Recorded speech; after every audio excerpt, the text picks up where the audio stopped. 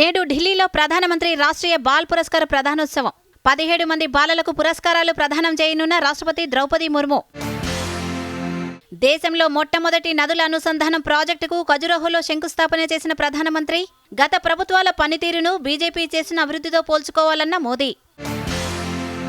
నేడు ఢిల్లీలో సుపోషిత్ గ్రామ పంచాయతీ అభియాన్ పథకాన్ని ప్రారంభించనున్న ప్రధానమంత్రి. పోషక సంబంధిత సేవల బలోపేతమే లక్ష్యంగా కొనసాగనున్న పథకం. మెదక్ జిల్లాలో సేంద్రియ రైతులతో ఉపరాష్ట్రపతి ముఖాముఖి. సమస్యల పరిష్కారం దిశగా రైతులు ముందుకు సాగాలన్న జగదీప్ ధన్కడ్. నేడు సీఎం రేవంత్ రెడ్డితో సినీ ప్రముఖుల భేటీ. సినీ పరిశ్రమ సమస్యలపై చర్చించే అవకాశం. సంధ్యా థియేటర్ తొక్కిసలాటలో మృతి చెందిన రేవతి కుటుంబానికి 2 కోట్ల ఆర్థిక సాయం. అల్లు అర్జున్ కోటి, పుష్ప నిర్మాత, దర్శకులు చెరో 50 లక్షల అందజేత. 2030 నాటికి 20,000 మెగావాట్ల పునరుత్పాదక ఇంధన ఉత్పత్తే లక్ష్యమన్న భట్టి విక్రమార్క.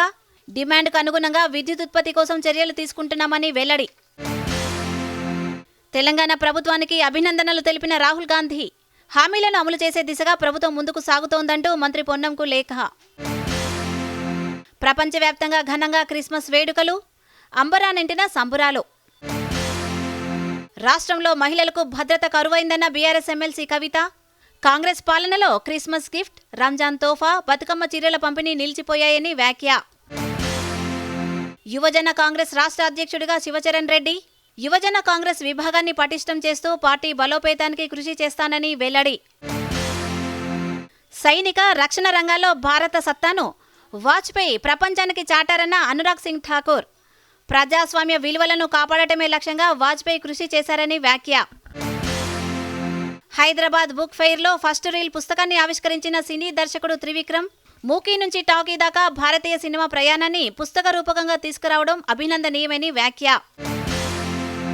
2030 నాటికి మలేరియా రహిత దేశంగా భారత్ను తీర్చిదిద్దుతామన్న ఆరోగ్య శాఖ.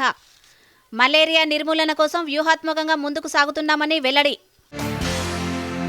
ప్రముఖ మలయాళ రచయిత వాసుదేవన్ నాయర్ కన్నుమూత. సంతాపం ప్రకటించిన కేరళ సీఎం పినరయి విజయన్. కజకిస్తాన్లో ఘోర విమాన ప్రమాదం. నేలకూలిన అజర్బైజాన్ ఎయిర్లైన్స్ విమానం. 30 మందికి పైగా మృతి. తూర్పాఫ్రికా మొజంబిక్ రాజధాని మప్యూటో జైల్లో అల్లర్లు. 33 మంది ఖైదీల మృతి. ఉత్తర భారతదేశంలో పెరిగిన చలి తీవ్రత. కాశ్మీర్లోని పలు ప్రదేశాలు చలికి అల్లాడిపోతున్న ప్రజలు. అమెరికా జాతీయ పక్షిగా బాల్డ్ ఈగల్. 242 ఏళ్లకు అధికారిక గుర్తింపు. బిల్లుకు అధ్యక్షుడు బైడెన్ ఆమోదం. మెల్బోర్న్ వేదికగా ప్రారంభమైన బాక్సింగ్ డే టెస్ట్. టాస్ గెలిచి బ్యాటింగ్ ఎంచుకున్న ఆసీస్. నిలకడగా ఆడుతున్న ఆసీస్ బ్యాట్స్మెన్.